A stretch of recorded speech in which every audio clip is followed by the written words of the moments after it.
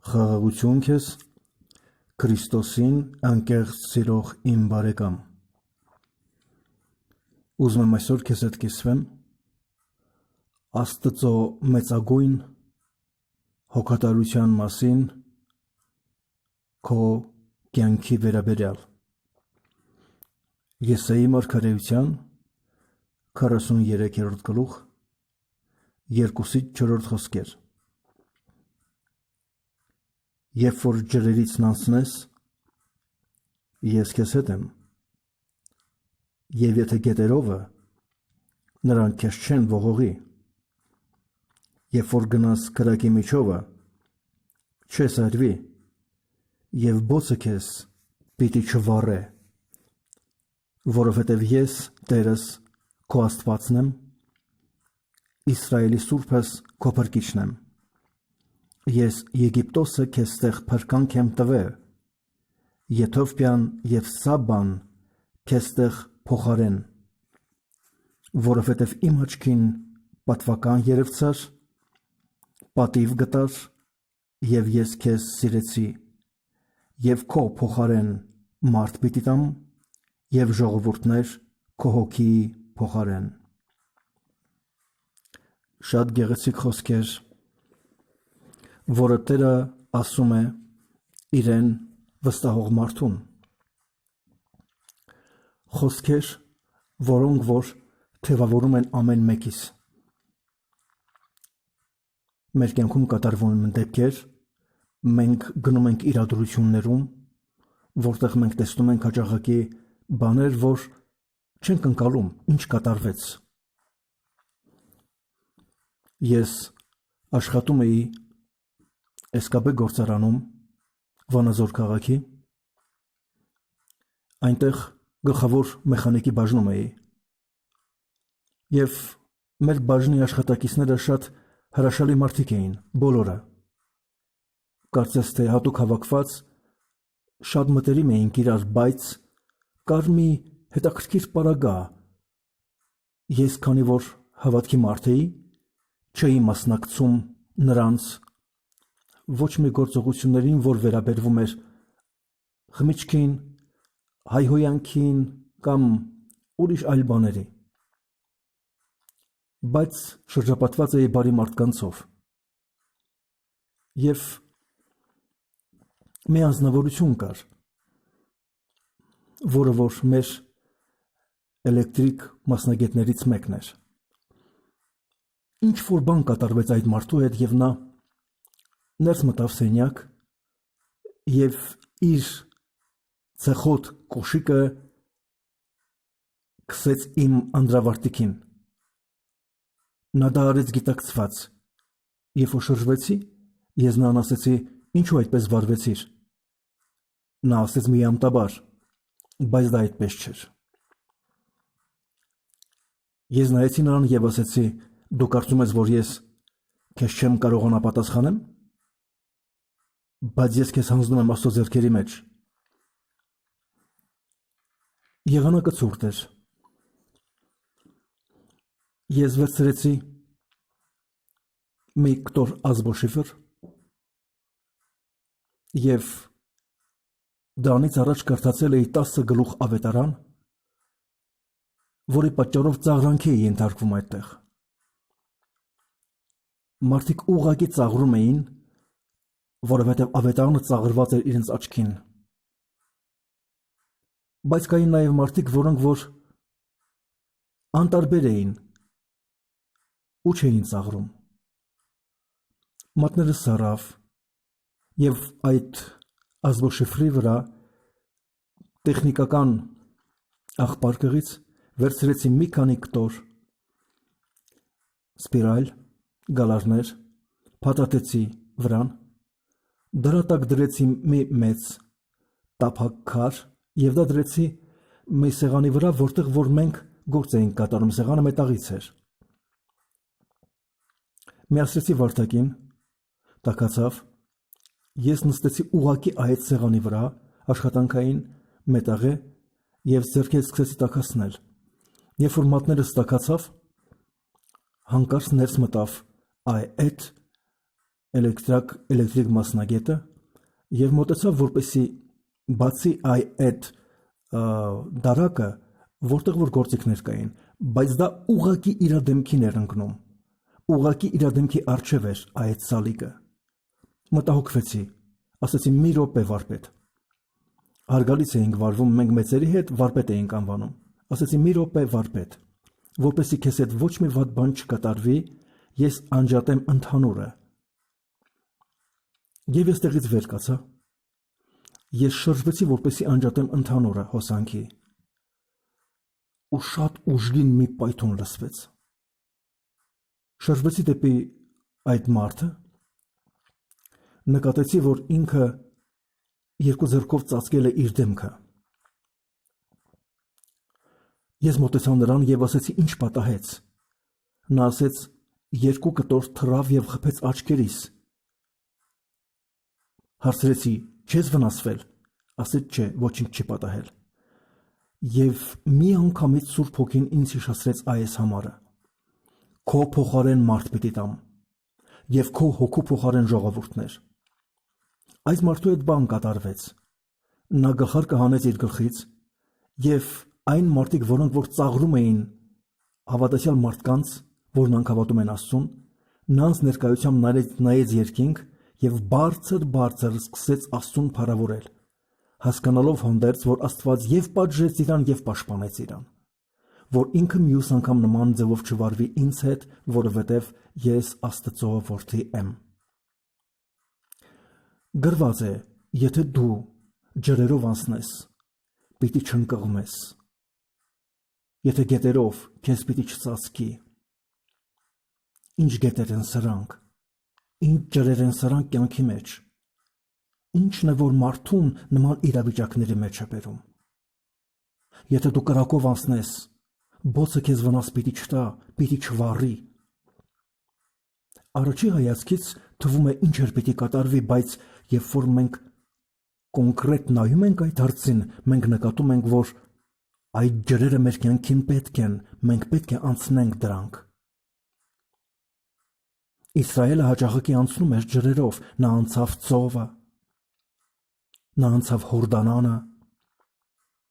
Եղիան Եղիսեի հետ անցան Հորդանանը, Եղիսեն նորից անցավ Հորդանանը, եւ ամեն անգամ նրանց առջև այդ ջրերը ճեղքվում էին։ Եվ ընդհանուրի առջև էր ճեղքվում ջրերը, եւ անհատի առջև էր ճեղքվում ջրերը։ Մենք տեսնում ենք Իսրայելը որպես ժողովուրդ, ծովը պատառվեց եւ նրանք անցան։ Մյուս պարագայի մեջ երկու հոգի, Եղիան եւ Եղիսեն, Եղիան կանգնեցրեց գետը Հորդանանը եւ նրանք անցան։ Երբ որ Եղիսեն վերադառնում էր, նա կանգնեցրեց գետը եւ անցավ։ Մեր կյանքում գետեր լինում են եւ դա մենք պիտի անցնենք։ Մենք պիտի կարողանանք այդ ջրերը ճեղքենք եւ անցնենք, մեզ խոստում է տրված, որ երբ որ մենք ջրերով անցնենք, նրանք մեզ պիտի կուլ չտան։ Եթե անգամ ծածկվենք ջրերով, մենք պիտի դուրս գանք այդ դրությունից։ Երբ որ Քրիստոսը քայլում էր ջրերի վրայով, Պետրոսը վախից ասեց, եթե դու ես, որովհետև նա կասկածում էր, որ դա Քրիստոսն է, եթե դու ես, ասա ինձ, որ գամ ջրերի վրայով։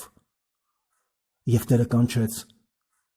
ինչ կարծիքի ես, իմ սիրելի բարեկամ, Պետրոսը ինչպես դուրս եկավ նավակից։ Մի անգամից կոնկրետ քայլ արեց ու քայլը դրեց ջրի վրա, չեմ կարծում։ Հաստատ ստուգեց, ոտքը ամուր կմնա ջրի վրա, թե չէ, թե կսկի։ Ստուգելով գնաց առաջ, բայց երբ որ ալիքները տեսավ, հուժկողությունը ալիքների, այդ պահին երկմտություն եկավ եւ չդիմացավ։ Հիմա գալիս է ալիքը քո վրա, քո կյանքի վրա,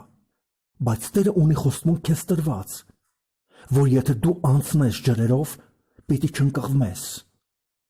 քեզ պիտի չծածկի, գետը քեզ պիտի չքշի, տանի։ Ինչպես Աստծո մարդիկ կարողանում էին կանգնեցնել գետը, այնպես դու պիտի կարողանաս, որպես Աստծո որդի, կանգնեցնես գետը։ Եթե անգամ դա այն գետն է, որը դուրս է գալիս հրեշը բերանից, որպեսի կուլ տա քեզ այդ գետը, գետ, որը կլինի դիվային ուսմունքներով լեցուն, գետ, որը կլինի լեցուն սուտ Աստված պաշտությամբ, գետ, որը իր հետ կբերի սուտ անվանումներ ու Աստված հայհոյող անվանումներ, դոկտրինաներ, որով որ այսօր ամբողջ աշխարհը լեցված է, ու դու պիտի չծածկվես դրանով,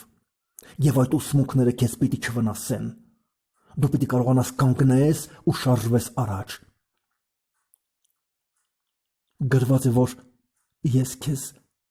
սիրեցի եւ քեզ քո անունով կանչեցի։ Գրված է, դու իմ առջևս պատիվ կտար։ Ինչպիսի հարգալից վերաբերմունք, ինչ պատվի մասին է խոսքը։ Որն է անպատիվը, որը Տերը քեզ մատուցանում է։ Դու պատվավոր անոթ ես Աստծո առջև։ Պատվավոր։ Քեզ կարող է չգնահատի Նաբուգոդոնոսորը, նա կարող է քանդի տաճարը, նա կարող է քեզ վերցնի եւ գերիվարի դեպի իր աշխարհը Բաբելոն, բայց դու պատվավոր անոթ ես ցանկացած իրավիճակի մեջ, ու երբ որ նա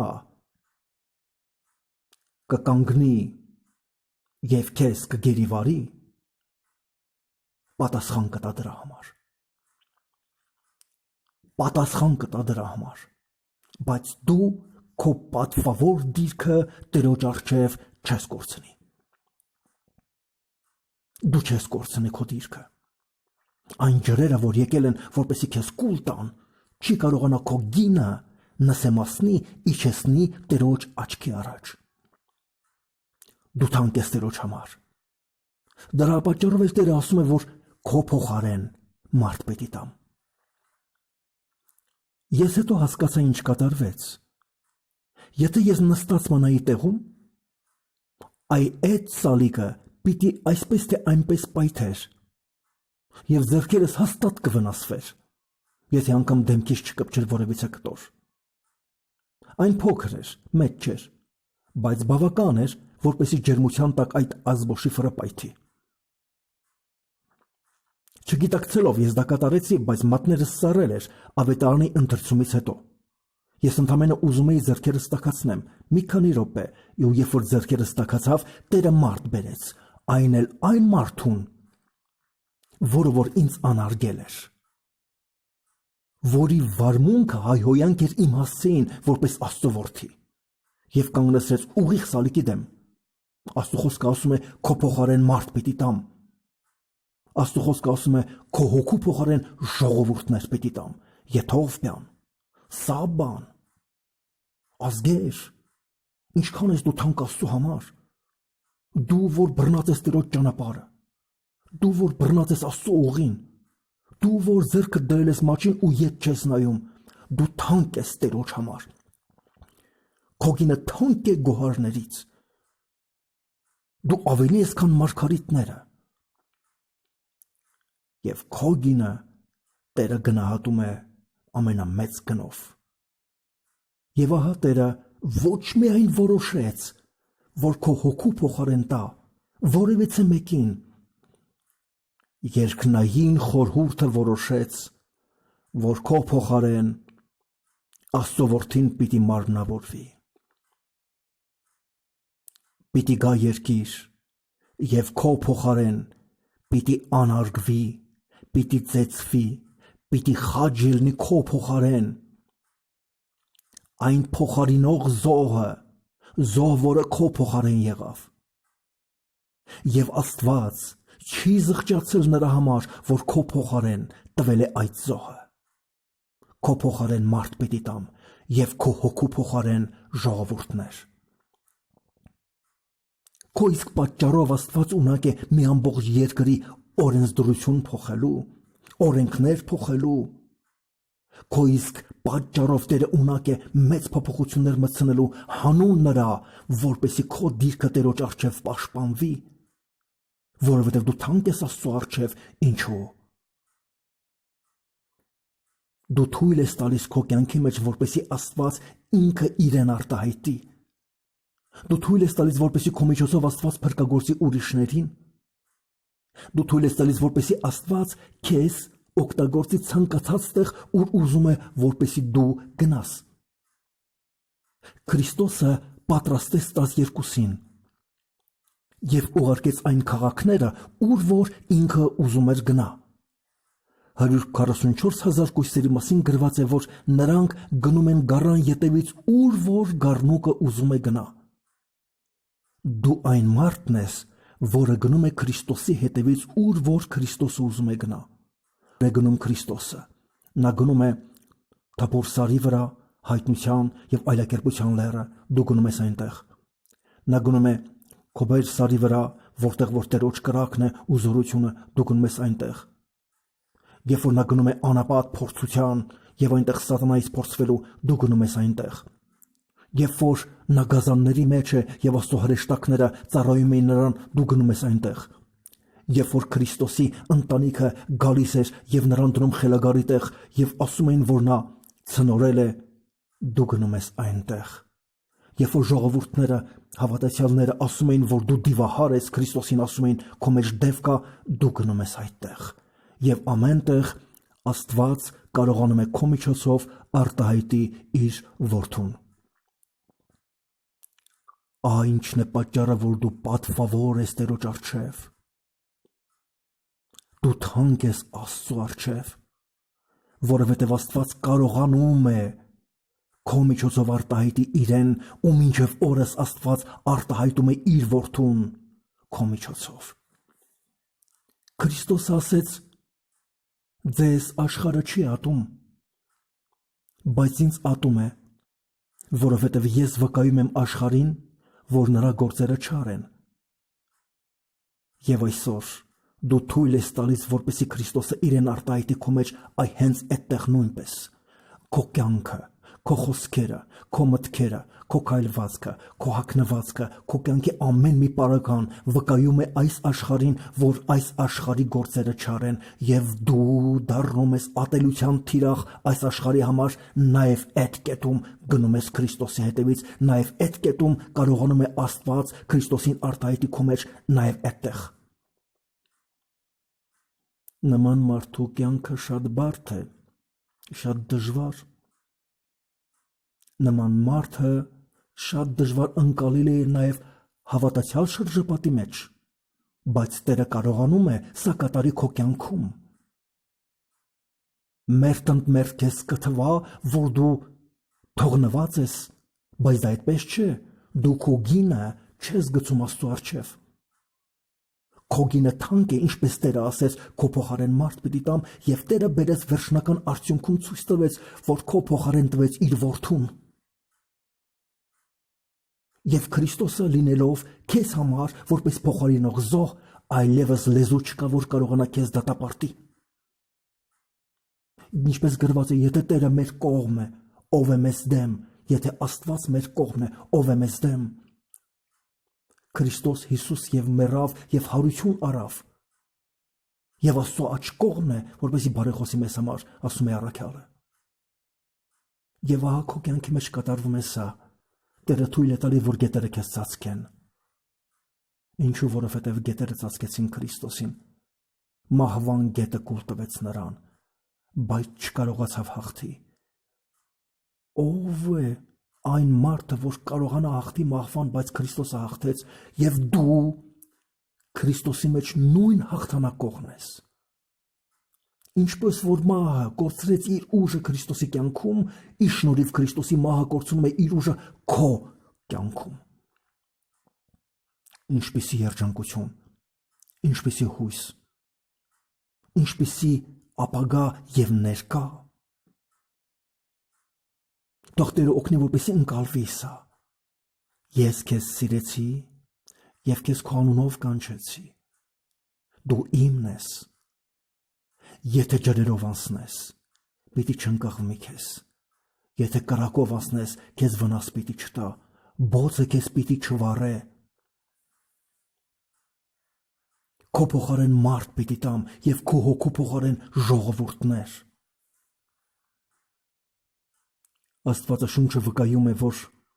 ամբողջ աշխարհի մարդկությունը միասին ունայնությունից թեթև են։ Իսկ ինչ կասես Աստծո որդու մասին,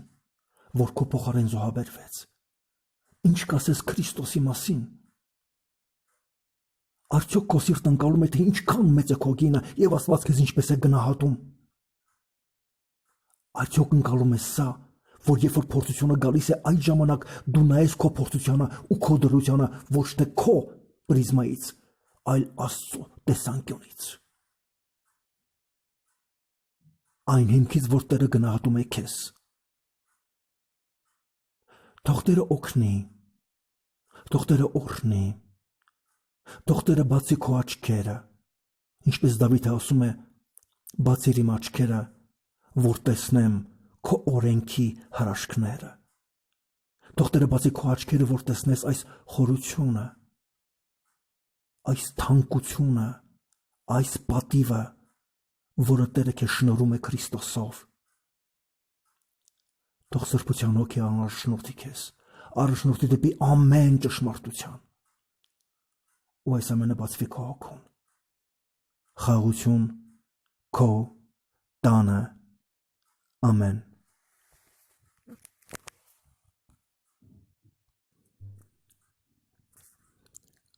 Խաղաղություն քեզ